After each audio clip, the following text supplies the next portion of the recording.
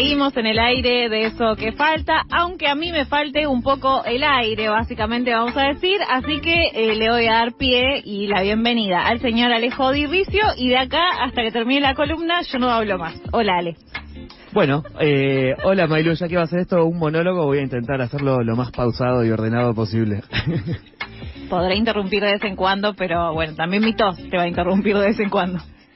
Lo que se interrumpe en este momento son una serie de... La soberanía se interrumpe. La soberanía en general, cualquier tipo de gestión y posibilidad de pensar otro modelo de bienes comunes.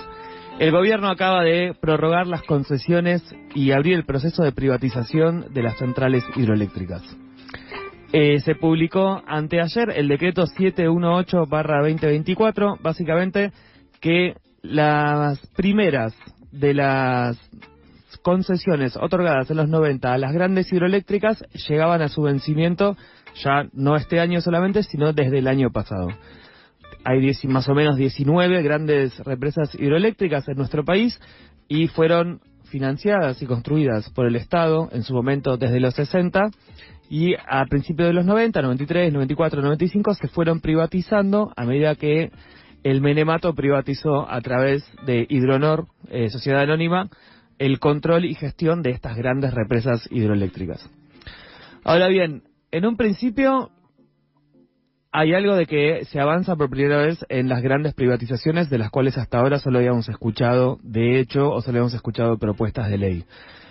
El gobierno confirma entonces y ratifica en acciones sus planteos discursivos sobre la privatización del sector energético. Esto no es extraño ni ajeno, ya que el secretario de Energía, Rodríguez Chirilo, ya había anunciado repetidas veces su intención de privatizar al máximo posible todo el sector energético, y que al mismo tiempo la penetración estatal que había de parte de Paolo Roca, básicamente la Secretaría de Energía está tomada o en una toma corporativa del Estado por parte del sector energético.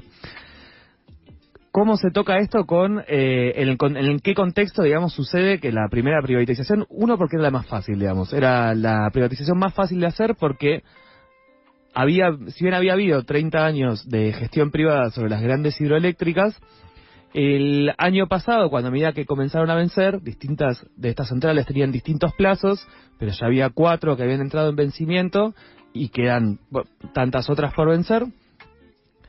El planteo original en 2023 fue la ventana de oportunidad, en la cual se podría haber avanzado hacia un rumbo que voy a decir claramente que es deseable, que se desprivaticen las grandes hidroeléctricas.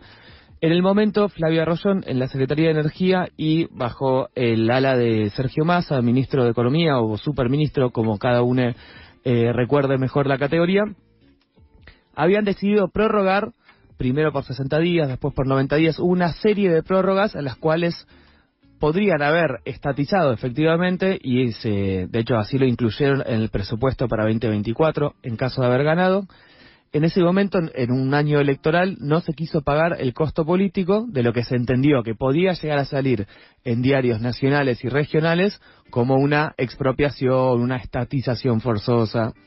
Esto en un principio hay que aclarar que es falso, digamos, o sea, esto no hubiera representado ni una expropiación ni una estatización, ya que eran vencimiento de concesiones que se habían entregado. Entonces, claro, era aprovechar el momento. Tenías ventanas de oportunidad, de hecho todavía las tenés, ya que ahora se avanza en 4 de las grandes centrales hidroeléctricas, pero quedan otras también por vencer las concesiones, y es la misma situación que sucedió desde 2021 con la vía navegable troncal del río Paraná.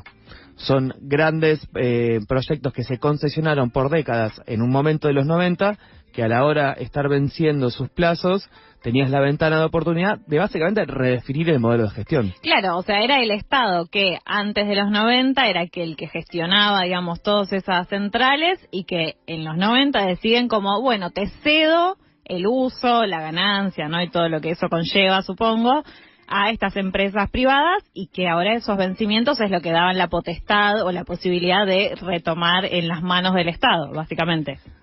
Si no hacías nada, el Estado lo recuperaba, tal cual, digamos, como claro. Simplemente con no renovar lo privatizable. O sea, con el silencio ya ganábamos.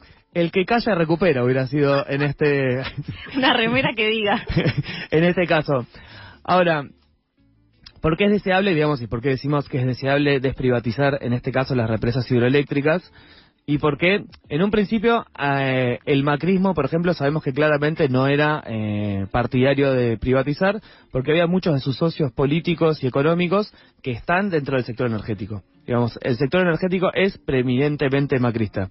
Esto lo vimos también incluso esta semana con Javier Iguazel, ex ministro de Energía de Macri, que le acaba de comprar a YPF un montón de pozos convencionales de los cuales YPF estaba vendiendo, en una sociedad que se creó el mismo día que le otorgaron estas concesiones de pozos.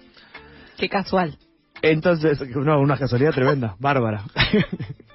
¿Quién hubiera dicho? ¿Quién hubiera dicho? Sí, unas pocas horas antes. Hay algo en lo cual confirma Milei que se anima a ir en contra de intereses provinciales, ya que tanto Neuquén como Río Negro, provincias en las cuales estas represas están emplazadas, estaban buscando efectivamente mantenerse en Neuquén y Río Negro con el control de las empresas o, en su defecto, un mayor porcentaje de regalías por el uso de la energía, argumentando esto de que las provincias son las que controlan los recursos naturales en la nación desde el 94, pero también argumentando un canon por el uso del agua, en un contexto también atravesado por crisis hídricas en nuestro país. Ahora bien, la plata para estas grandes hidroeléctricas, si bien hubo préstamos del BID en su momento y del Banco Mundial, del Banco Interamericano de Desarrollo y el Banco Mundial, la puso Nación y la pusieron los usuarios. Y acá, esto me parece el dato, digamos, básicamente la inversión que se hizo desde Nación y que se hizo desde el pueblo argentino y con estos préstamos, ronda los 20.000 millones de dólares, y la renta bruta anual es de más o menos entre 350 millones y 400 millones de dólares. Pero la inversión inicial de 20.000 la hizo el Estado. ¿Quién se está llevando los 350 o 400 anuales desde la privatización? Los privados. Bárbaro. Entonces, en este caso, una inversión estatal representó un rojo para las arcas públicas. Claro, porque no vio nada de esos reingresos. Vio muy poco, digamos, al Claro. principio, porque algo de eso ya sí había empezado a ser percibido, pero por ejemplo Piedra del Águila, una de estas centrales, las ganancias las obtuvo casi enteras el consorcio privado, que es Central Puerto. Casi del momento que se termina Piedra del Águila y empieza a vender energía, es que se privatiza y las ganancias efectivamente las empieza a tener el privado. Por otro lado, Futaleufú, hoy en día la represa que está sobre Futaleufú está casi íntegramente cedida a la empresa Aluar. El aluminio es una industria muy energía intensiva, muy energía intensiva, es casi su principal costo, y por eso esa represa que hubo que hacer en su momento para proveer a Aluar, o sea, como parte de un acuerdo local, el Aluar lo único que tenía que hacer era proveerle energía al pueblo cerca de Futaleufú para llevarse toda la energía de la represa, y de nuevo esa inversión la hizo el Estado.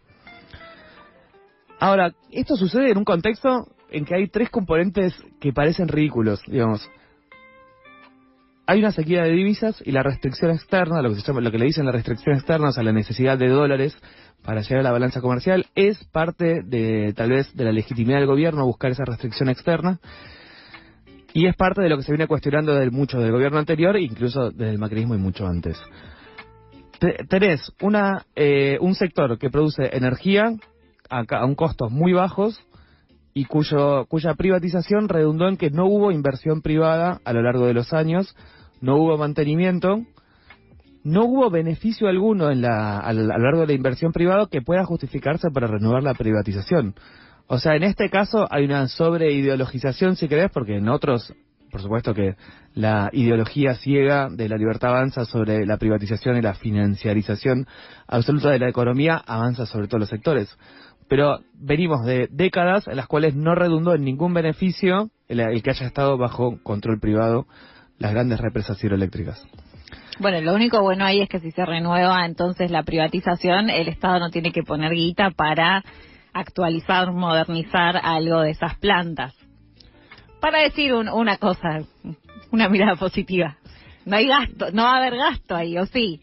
Digo, más allá de la extracción de nuestros recursos naturales, ¿no? Eso lo estoy descartando y solo estoy mirando un hilito de algo. Las represas son realmente significativas y nodales en ese sentido porque nos permiten discutir un montón de cosas.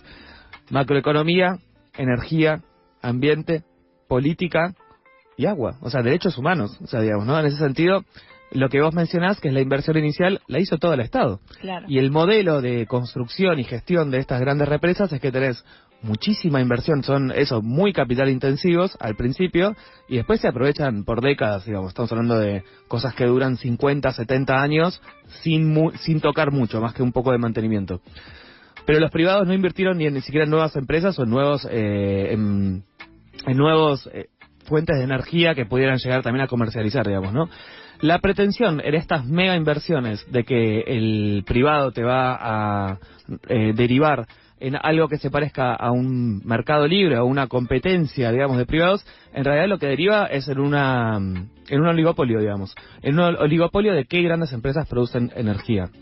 Por otro lado, administrar, o sea, las represas y este tamaño de represas modifican absolutamente el régimen hidrológico, hidráulico de las zonas en contexto de crisis hídrica y crisis climática, digamos, ¿no? Gestionar el agua en este sentido es gestionar la vida, no solamente gestionar la vida en términos biofísicos, por supuesto, y en términos de derechos humanos, sino también gestionar la vida en términos culturales. ¿Quién va a producir y cómo? Va a depender de a quién le des el agua y cómo, digamos. Específicamente en Neuquén y Río Negro, que supieron tener, por ejemplo, saben tener todavía, por supuesto, grandes sectores frutohortícolas y sectores ganaderos que dependen del agua y dependen de la administración del agua de estas grandes represas. Energéticamente... Es todo un bajón, está bien, yo quise ver ahí un hilito de algo bueno, pero no sé, nada es bueno. Nada es bueno de privatizarlas, o sea... No, ya sabíamos. No, ya sabíamos, estoy como... Sí.